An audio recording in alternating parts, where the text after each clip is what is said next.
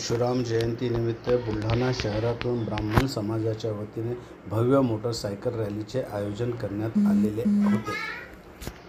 शहरातील प्रमुख मार्गावरून ही रॅली मार्गक्रमण करत चैतन्यवाडीतील राधा गोविंद मंगल कार्यालयामध्ये या रॅलीचा समारोप करण्यात आला। या ठिकाणी भगवान परशुरामाच्या आरतीने रॅलीचा समारोप करण्यात आला। ज्ञानवर्धिनीसाठी मी राजेश डिडोळकर, बुलढाणा।